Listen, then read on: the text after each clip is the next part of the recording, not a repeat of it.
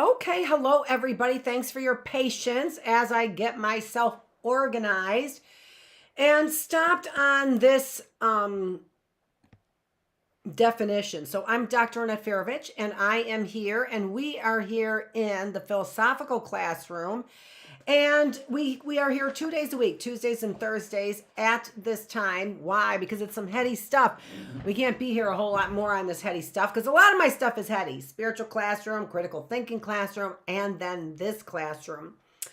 I called this something different and that's not it. That's not it.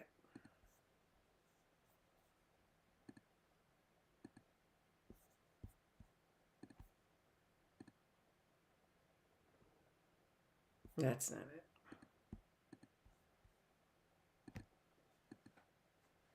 Jeez. Okay, so I called this Fanatics, so groupthink Fanatics for today. And I don't really think that, I try and think of these things and what I'm talking about and where I'm going with this and stuff like that. And it's an okay name. It's not the best name by any stretch of the imagination for what we're doing here. But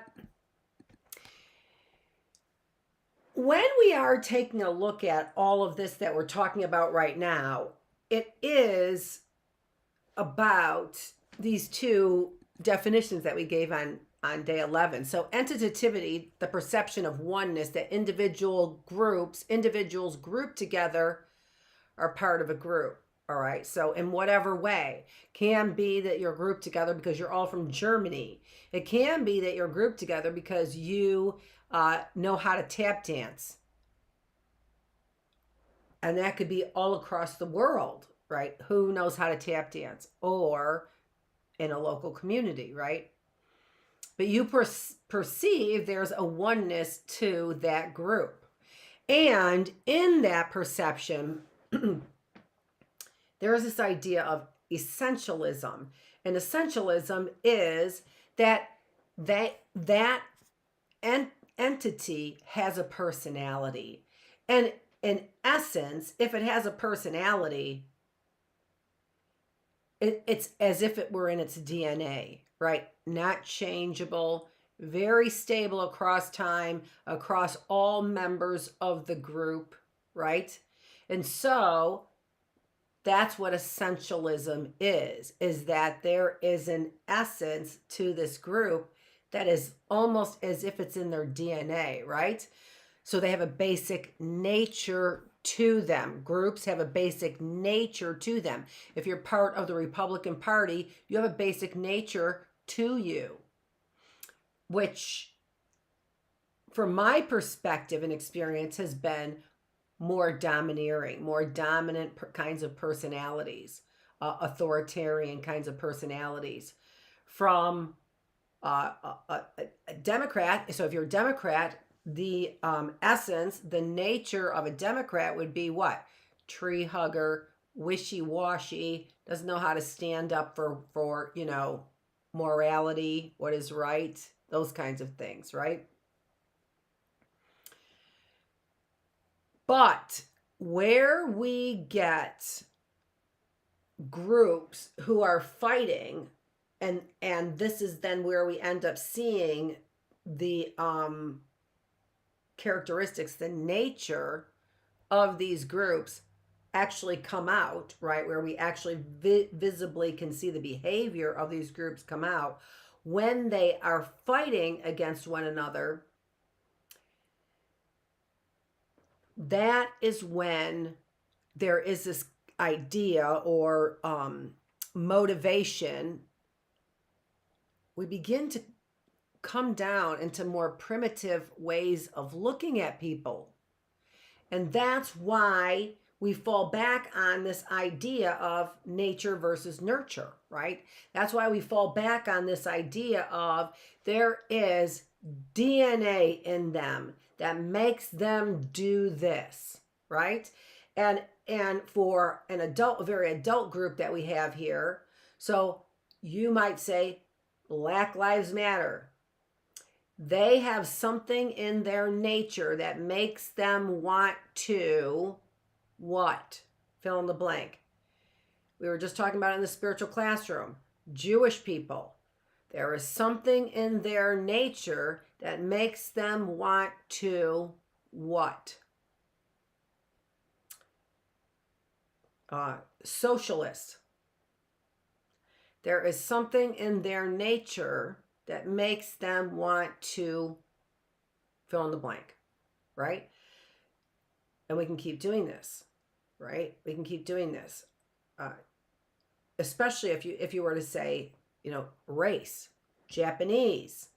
There is something in their nature that makes them want to do what?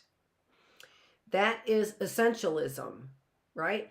But you can see that there's, let's say, an old person. So an old person, we're going to use that same example. There's something in their nature that makes them want to do what? Well, that can't be, because they're old now, but they weren't always old, right? So it can't really be something in their nature as an old person. I could see that there's something in old people that makes them want to walk slower, but that's not in their DNA, right? So, but let's say that that old person were Japanese. Or let's say that that old person was, all right, so an 80-year-old Japanese person, an 80-year-old black person, an 80-year-old white woman, 80-year-old white man, German 80-year-old woman, German 80-year-old man. See how you can begin to get different pictures in your head. But what is that based on? What is the hierarchy in that essentialism? Right? What trumps age or race? And you can see race. What about gender? What about there's something in that German woman? There's something in that German man. There's something in that man. There's something in that woman. Essentialism. Something about the we're getting close to what we feel is part of their DNA, that is unchangeable about them, and that I should expect with every German woman, and that I should expect with every German man who is 80, right? But part of that is colored by it's a German woman or a German man, part of their DNA, right? So that's what we're talking about when we're talking about essentialism. And entitativity means we could psychologically group people together in all kinds of ways, just like what I just did, right? Okay. All right. So when I was sort of preparing for today, I thought, well, let's go into Fanatics now, because we've kind of beaten around the bush with all these other topics that we've had with, the idea of groupthink and communism and groupthink and what else did we have?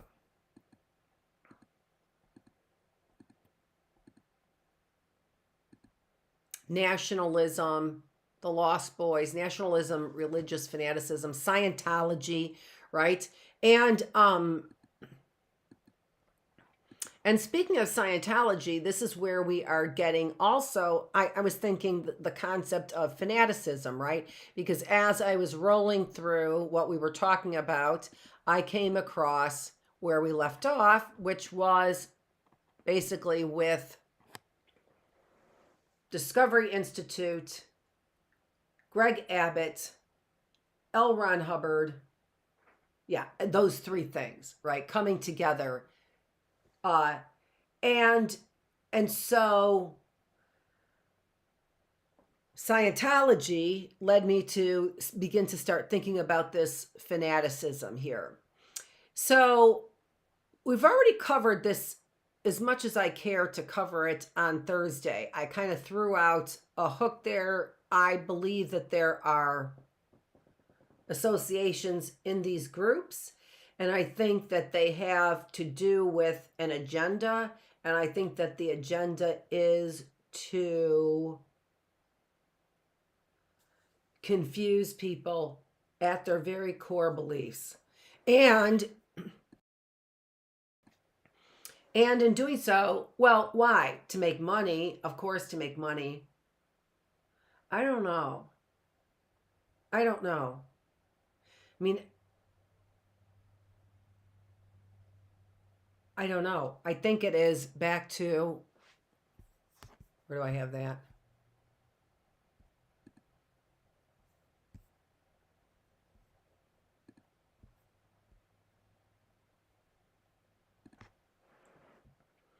People who want to rule the world. That's what I really think it is. So how do we get these fanatics? And this is kind of what we're talking about. So Simon Bar Sinister, right? How do we get a Simon Bar Sinister? Well, look at him. He obviously has the DNA to be Simon Bar Sinister. Just look at him, right? But no, it makes it easy to categorize people in that way, but he was made, right? He learned to be Simon Bar Sinister. He doesn't have DNA that says sinister. Now, that's also interesting as well, because psychologically speaking, we can get, like, DNA turns on and off things for a very long time. So I can have a startle reflex that is very, very quick to everything, to all kinds. So I have a wide range of noises that I react as my startle reflex, right? Well, we all have a startle reflex, but the variety of noises that motivate this startle reflex varies. It's a variety between people, right? And that is learned. Some people would never startle when they heard a tractor engine crank, and somebody else would, right? Why? Because somebody else is familiar with that sound and somebody else isn't, right? Somebody at a driving range, you wouldn't constantly be going, what's that? What's that? What's that? What's that? Sounds like a gun. No, you're at a driving range, right? And you might be less apt to do that where you live. Why? Because you're used to gunfire in the woods, which doesn't cause anxiety. But what if that was gunfire in a violent neighborhood, which did? Startle reflex. We have a variety of startle reflexes, and those are based on what we call individual differences. Those vary by personality. Individual differences, that's a personality. So even Simon Bar Sinister, even with his chemicals he's got there, he'd have to drink the chemicals to get the DNA in order to really, all I'm saying is it takes an event or several events, a learning, to be a Simon Bar Sinister, right? So when we begin to think about these things being in our DNA, I really think that we make a real mistake. Now, if you were to join me in the spiritual classroom, though, I would have to say things like, well, and this is really what we want to get to. I'm getting just a little bit tired of the negative side of this group think. I think it's important that we talk about it and that you understand where it's coming from and the kind of propaganda I want to talk about. But it doesn't, it continues to just sort of harbor or mix up or float around or stew these same kinds of negative topics, and they bother me a lot. So I'm sure that they bother a lot of other people as well. Let me read something here.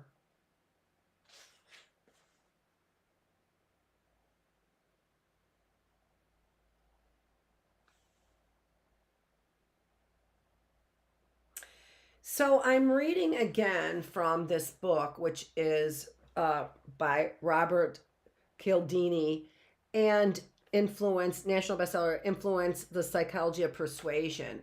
And, you know, there really is, just as there is a great interest in the United States military understanding communist strategies, in the same way, it's important for us to understand advertising, media, persuasive strategies in the same way, right? We want to, if we understand them, then we can see when we're being taken advantage of, or that at least that is kind of the idea. So what I got to hear, the next part of this book is when are we able to create these kinds of situations where people are learning very quickly to go along with the group? Okay, so learning very quickly to go along with the group, whether it's communist strategies or whether it's advertising strategies or political strategies or whatever.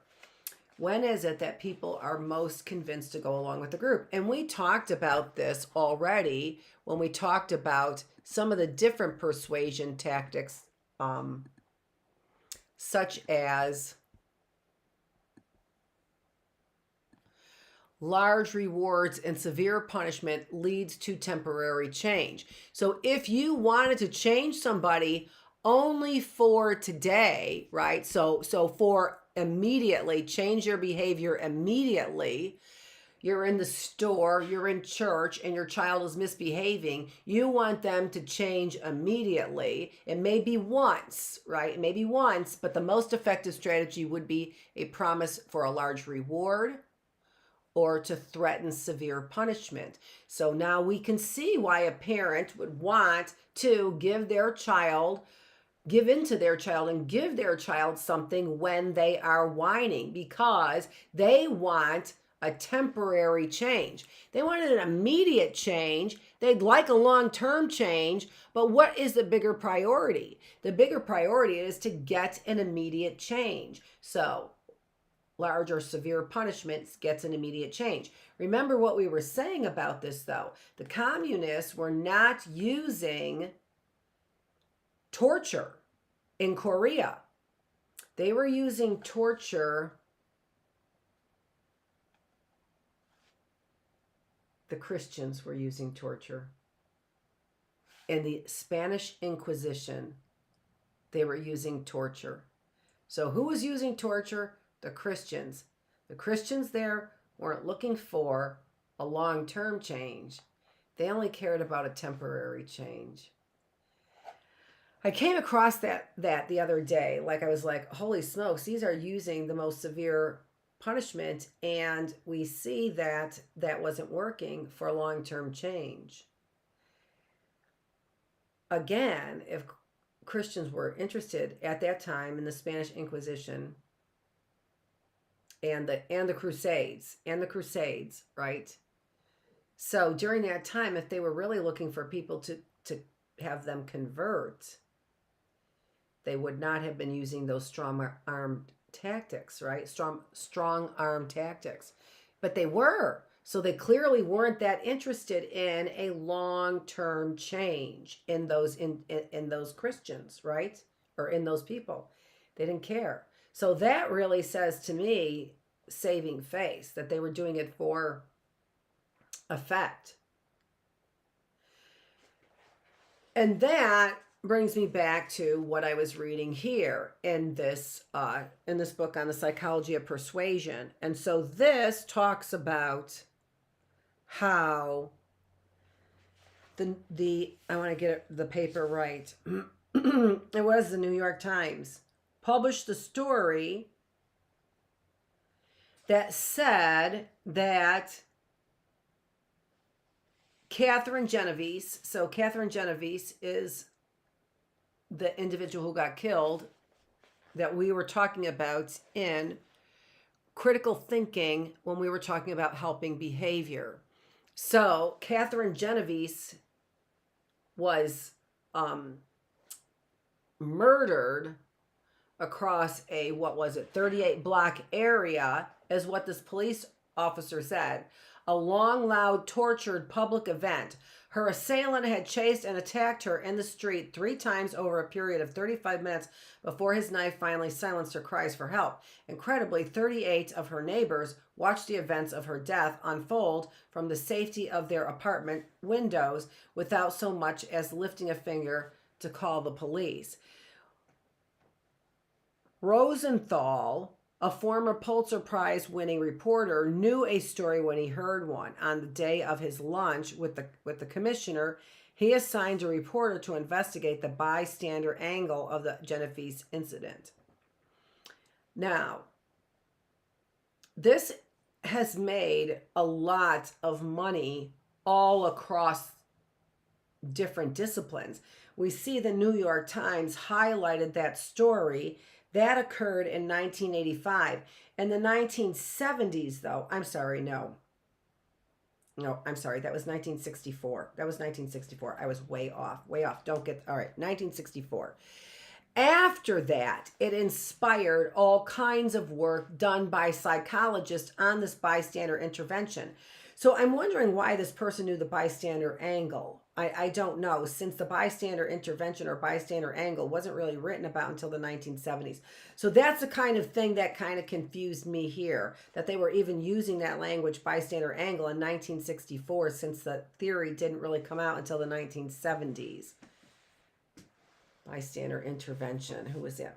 Oh, shoot. All of a sudden, I can't remember. Helping behavior. Bystander intervention by... I won't get it right now. I can't remember. Okay, so I found out, now who even knows now? And this is the problem with, I was saying I bought 100 books this past weekend. You can get my earlier shows. So over 100 books this past weekend from a library sale. I feel that books are sacred. I really like to have, I'm so happy and so excited about so many of these books that I purchased, including things like, speeches that change the world. So George Washington's,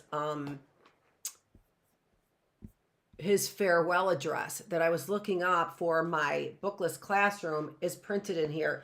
And it's beautiful, large print, But the idea here is that I have George Washington's farewell address in words. Now, I looked it up online and I got his farewell address online, but I wanted to be sure. I looked up the background. Is this really true?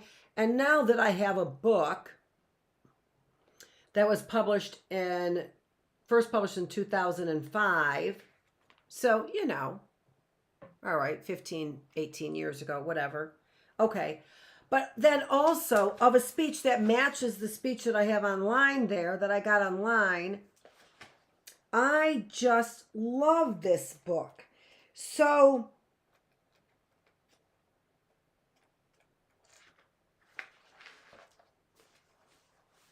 in the name of, wrong one.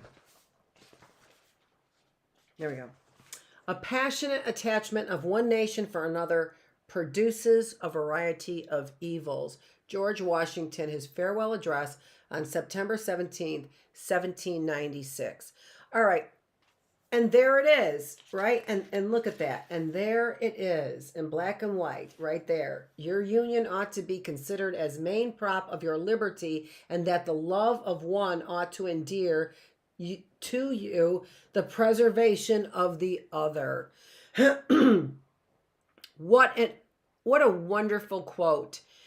Somebody said to me yesterday, morality is basically has no bearing on anything. It's out the window. Nobody cares about it. Nobody abides by it. So basically what is motivating this person clearly is not moral behavior, because he figures that gets you nowhere.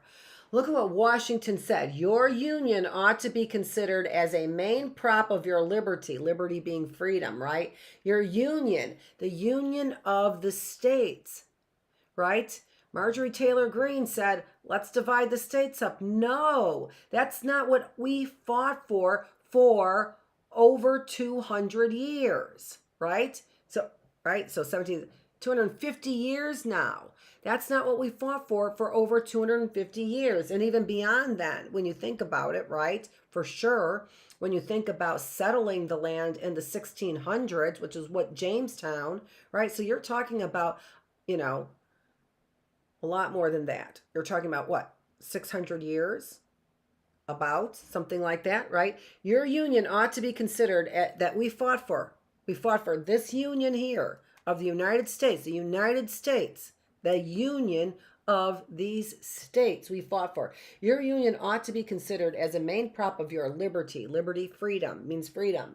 And that the love of one ought to endear to you the preservation of the other. If you love your union, then freedom, then you ought to also love freedom. If you love freedom, it also should endear you to your union. Those things should be joined together. In union, we are free. In freedom, we are together. Yeah, those are some pretty fancy words. That's what I keep saying to my other classes. So anyway, the point here is that I really treasure words. And here you have an example of all kinds of people getting on a bandwagon to say something that may or may not be true. That it was a long, loud, tortured public event and that nobody lifted a finger in calling the police. I heard recently, so much long after 1964, recently, as in the last year, when I was studying this, I heard more and more about, no, that isn't true. People did call, and that much of this was retracted. What was said, I think it was, some things were retracted. Now I'm going on memory. I'm basing this on memory about what I read. And again, what is it now? 30, 40, 50, 60 years after the event, almost 60 years after the event, we are still, and that's what it was, almost 60 years. So it was kind of this reporting on it in this kind of historic place that it has now. That this wasn't true. And it really was a money-making event for psychologists, for newspaper writers, for the newspapers themselves, for all of us, right? But and also in some ways, though, it was at promoting helping behavior. So at least we've got a promotion of unity, right? And liberty, the freedom to be able to act on that. Now it seems like it's sometimes is the exact opposite, where we are almost purposefully disbanding, right? And thinking our freedoms have to do with separation and not with union. And love for freedom means separation as opposed to endearing one to the other, as Washington said. I wanted to remember to read to you, so I'm going to read out of this communist indoctrination and exploitation of American military and civilian prisoners. And this says 3-day. So their 3-day report that they had. So here, Mr. Hunter did say something about tenseness, which as a psychiatrist I will call anxiety. Whatever you call it, this is a tremendously important factor in determining what behavior is going to be. So again, they are trying to indoctrinate them, right? So these are the tactics that Communist Korea is using on our POWs. Every prisoner of war is anxious. He comes ultimately to the realistic realization that the captor can do anything he wants to him. He is relatively defenseless. He is unarmed, certainly in the face of a captor who may exercise any form of brutality. No prisoner ever really forgets this. To a lesser extent, we see the same kind of anxiety among prisoners in county jails and in penitentiaries.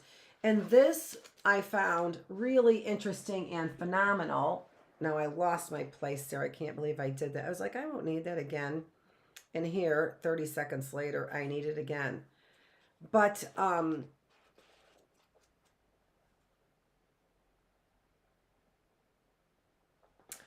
found it. What he starts with, what Cialdini starts with in this book is what creates this open kind of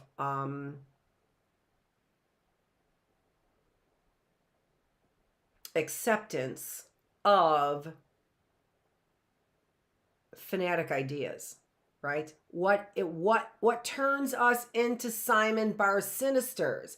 So that's what from this psychological and persuasion, psychology of persuasion idea comes from, that we see has been implemented here in communist American prisoners of war, communist war with American prisoners, is the uncertainty. So if you remember on Thursday, I was talking about the group and how they were sticking to their beliefs and doubling and tripling down on their beliefs of the end of the world, when right in their face was evidence it was not happening. None of what they said, but many of them would double and triple down on their statements, making statements that were false. Again, back to the false statements that they're making for money over there at the New York Times, you know, on the backs of a woman, by the way, who was raped and murdered. And what does he say is sort of the launch pad for buying into these ideas? Going down this road of what is not torture, but what is slow gains on internally justifying behavior that you might not have justified in the past. Communist kinds of behavior, killing behavior, aggressive behavior. How do I get them to buy into that behavior forever, that immoral behavior? What is it? I inoculate them slowly, like a vaccine is what I do. Slowly